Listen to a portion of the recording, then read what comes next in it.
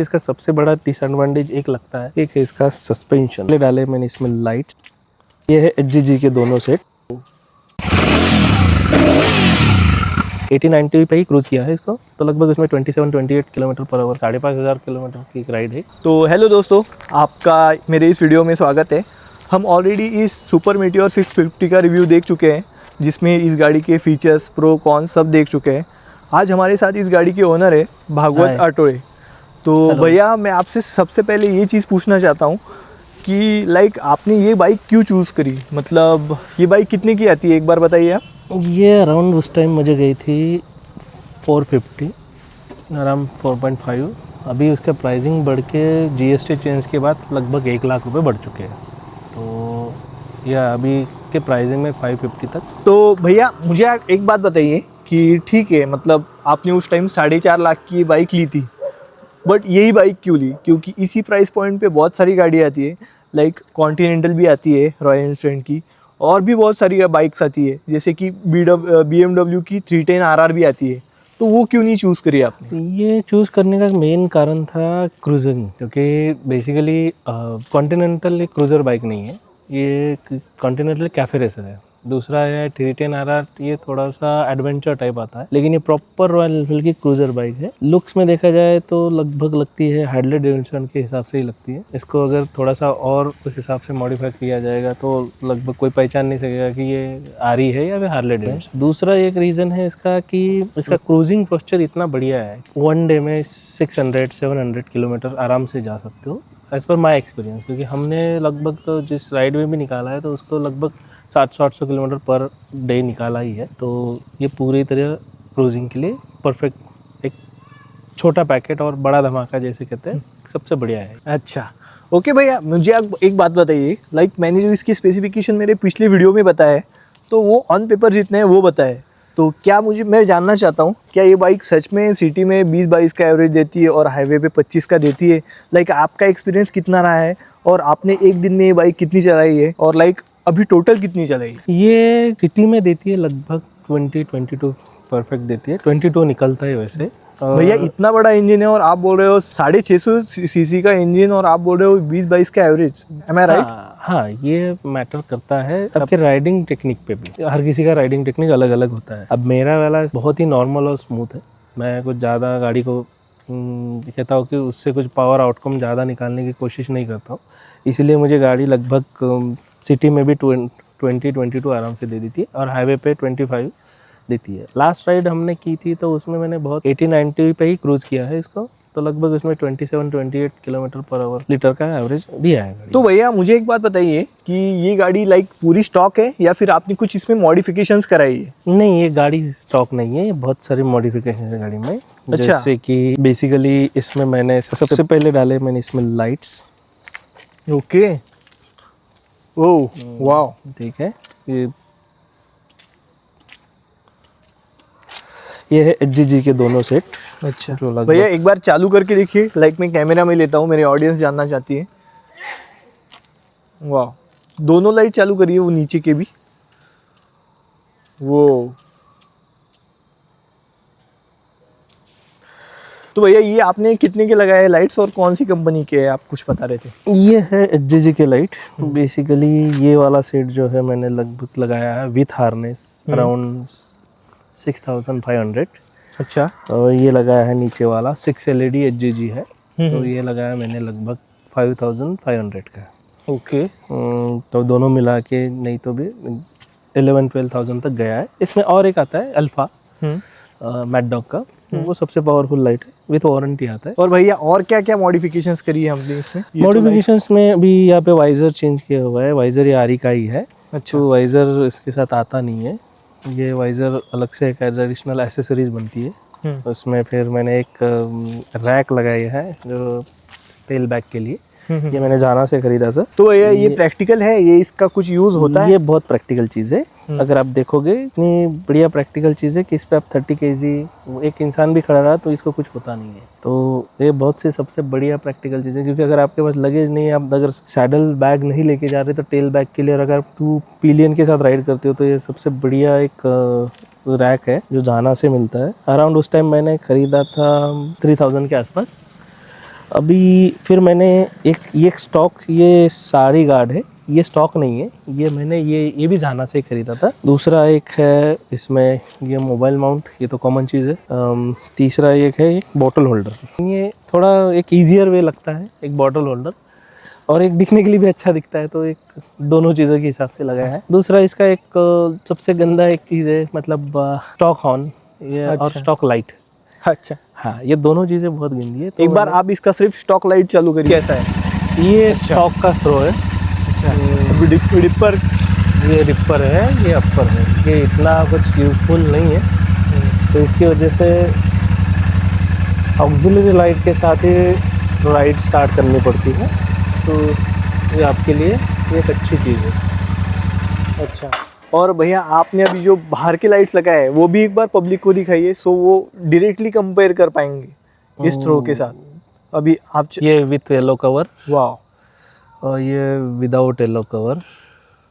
ओ, और अगर ये दोनों हम साथ में लगाएंगे तो? ये लगभग जाएगा आपका ऐसा। वाह, ये तो बहुत ज़्यादा रोशनी कर देती है, मतलब कितना भी ख़राब पैच हो, कुछ भी हो, ये इजीली आपको सब कुछ विजिबल कर देगी। करेक्ट।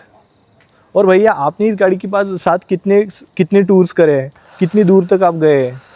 यहाँ पे इस गाड़ी के साथ मैंने अभी तक चलाई है मैंने 13,000 किलोमीटर, उसमें से 2 ही बड़े टूर है, लगभग एक 5,500 किलोमीटर की एक राइड है और एक दूसरी 4,500 किलोमीटर की सबसे बड़ी राइड। तो ये 2 ही राइड है, तो मेरे ये 2 एक्सपीरियंस बहुत से बड़े हैं। और उसमें पर डे ट्रैवलिंग जो रहता था बेसिकली 500-600 किलोमीटर ही रहता था, तो ये आराम से आप इस पे क्रूज करके 80-90 या 120-120 तक आप आराम से जा सकते हो, तो ये आपके लिए कोई दिक्कत की नहीं है। बस इसका सबसे बड़ा डिसएडवांटेज एक लगता है, एक है इसका सस्पेंशन। अच्छा, पिलिनियर के लिए थोड़ा सा हार्ड जाएगा, लेकिन अगर देखा जाए राइडर के लिए, तो राइडर के लिए उतना वो आपको ये गड्ढे, ये सस्पेंशन बेसिकली आपको गड्ढे फील करवाता है रेदर देन बाकी गाड़ियों के सस्पेंशन से। तो ये एक सबसे बड़ा डिसएडवांटेज लगता है इसका। दूसरी एक चीज़ है इसकी लगभग चेन पॉकेट, और एक सबसे बड़ा इशू लगता है चेन पॉकेट और चेन का। ये लगभग 10,000 के बाद चेंज करवाना ही पड़ता है, क्योंकि गाड़ी का परफॉर्मेंस, गाड़ी ब्रेकडाउन होने के चांसेस बहुत ज़्यादा है, जैसे कि हमारे साथ इंसिडेंट हुआ था अभी रिसेंटली। और भैया आपको ऐसा नहीं लगता कि मतलब इस गाड़ी में तो अभी देखिए ना, किक स्टार्ट भी नहीं हो सकती, तो अगर इसकी बैटरी वगैरह मतलब ख़राब हो जाए, कुछ इशू आ जाए, और गाड़ी अगर कभी ब्रेकडाउन हो जाए, कुछ हो जाए, या फिर लाइक बैटरी में कुछ दिक्कत आ जाए, तो फिर तो सीधा RAC ही बुलाना पड़ जाएगा, क्योंकि इसमें तो किक स्टार्ट ही नहीं है।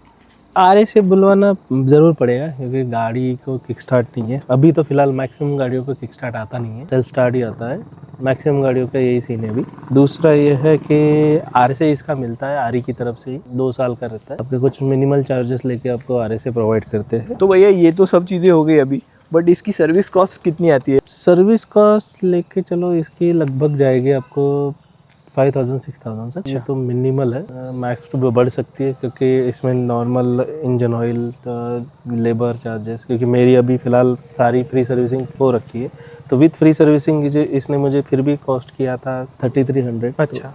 तो ये एक चीज़ है उसमें। दूसरा अभी पेड सर्विस है मेरा ड्यू, अभी मुझे एग्जैक्टली पता चलेगा कि पेड सर्विस पे कितना पड़ेगा, कितना नहीं पड़ेगा। अच्छा, और भैया आपकी गाड़ी कितनी चल चुकी है, एक बार मेरे ऑडियंस को दिखाइए। अभी ये लगभग चल चुकी है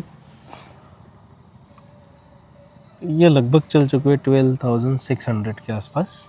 अच्छा, अभी और इसमें एडिशनल होगा, क्योंकि मेरा एक राइड रहेगा अभी कम से कम मिनिमम 2,000 किलोमीटर का। सो ये कितने दिन का राइड रहेगा 2,000 किलोमीटर का? ये राइड रहेगा कम से कम 3 से 4 दिन का राइड रहेगा बेसिकली। तो इसमें हम ट्राई करते हैं कि ग्रुप में राइड करते हैं, तो उसमें ट्राई करते हैं कि हम लगभग 500-600 किलोमीटर पर कवर कर पाते, लेकिन एज पर आपके बॉडी के साथ हिसाब से, और बॉडी कितना आप कितना टॉलरेट कर पाते हो, या फिर आप कितना गाड़ी को समझ पाते हो, तो इस हिसाब से आप ड्राइव कर सकते हैं। तो हमारा टारगेट तो रहता है, इतना ही रहता है, और लगभग रहता है 600-700 किलोमीटर पर डे रहता है। तो भैया आपका कितने लोगों का ग्रुप है, उनमें कौन कौन सी गाड़ियाँ हैं, और इस गाड़ी में आपने ये जो मॉडिफिकेशन करी है, तो क्या वो उन लोगों से इंस्पायर्ड होके करी है?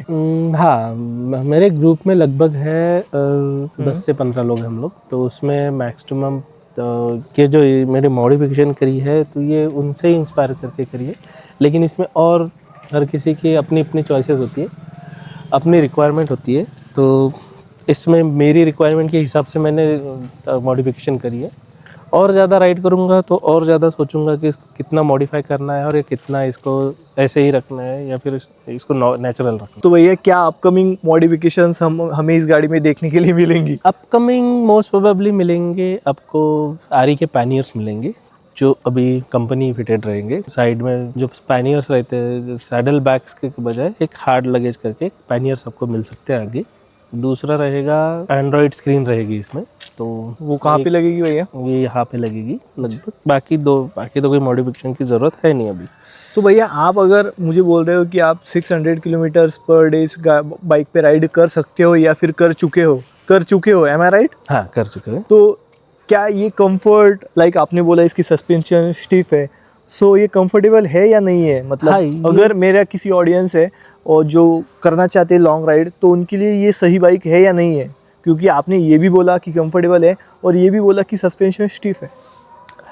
बाइक कंफर्टेबल बहुत है, बस सस्पेंशन स्टीव इसलिए बोला है क्योंकि पैनियर्स को थोड़ा सा ज़्यादा दिक्कत होती है। Very comfortable. Rider it's good. और एडिशनली मैंने एक फोम कुशनिंग लिया है जो ग्रैंड पिट से लिया है मैंने, लगभग 1600 के आसपास मिलेगा ये। तो ये एक लिया है। वैसे भी मेरे ऑलरेडी उसकी ज़रूरत नहीं थी, ये ऑलरेडी मेरी टूरिंग सीट है, कंपनी की तरफ से अलग से आती है जो 2 सीट्स आती है, लेकिन ये मैंने ऑलरेडी टूरिंग सीट लगाई है।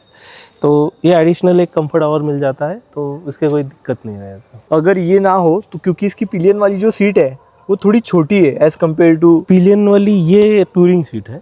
हाँ पिलियन वाली इसमें थोड़ा सा पिलियन के लिए अच्छा कंफर्ट मिलेगा। जो स्टॉक के साथ आती है ये इसी का है, लेकिन ये अपग्रेडेड है, ये आरी की ही है ये सीट जो लिया हुआ है। ये स्टॉक आती है इसमें, इस मॉडल के साथ जो आई थी मुझे 2 सीट्स आई थी, लेकिन पीने लगे मैंने अपग्रेड करके टूरिंग सीट डाली हुई है। अच्छा, इसमें एडिशनली मैंने टूरिंग सीट और एक बैकरेस्ट और एक एडिशनल। अभी आपकी अपकमिंग मॉडिफिकेशंस कौन सी होने वाली है? सो क्या हम देख सकते हैं इस गाड़ी में नेक्स्ट वीडियो में? नेक्स्ट वीडियो में आप देख सकते हैं इसके साइड पैनियर्स, जिनकी साइज कितनी होगी भैया? मतलब क्या वो इतने होंगे, मतलब पूरे नीचे तक यहाँ तक होंगे? नहीं, ये जितना साड़ी गार्ड का आपको पोर्शन दिख रहा है, जो जितनी विजिबिलिटी उतनी ही है। बस बेसिकली साड़ी गार्ड निकाल के यहाँ पे पैनियर बैठेंगे। दूसरा रहेगा एंड्रॉयड स्क्रीन आएगी इसमें।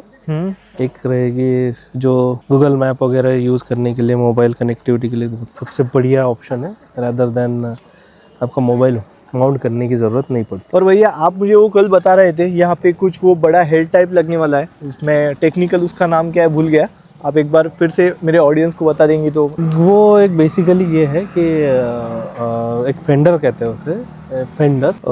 वो लुक वाइज एक सबसे बढ़िया एक मॉडिफिकेशन रहता है। दूसरा एक है कि उसके मल्टीपल फ़ायदे भी है, जैसे विंड रिफ्लेक्शन हो जाता है, थोड़ा सा हैंड प्रोटेक्शन और बढ़ जाता है। ये दो तीन चीज़ें एक अच्छी लगती है उसमें। अब वो शायद मे बी और मे नॉट भी हम करेंगे नहीं करेंगे, लेकिन आपको 2 मॉडिफिकेशन ज़रूर मिलेंगे। सो दोस्तों, ये था आज का हमारा वीडियो और ये थी हमारी सुपर मेटियोर 650 का ownership review. Stay tuned for the next video. इसकी नेक्स्ट मॉडिफिकेशन आपको 1-2 महीने में, 3 महीने में देखने के लिए मिलेंगी। So thanks for watching my video.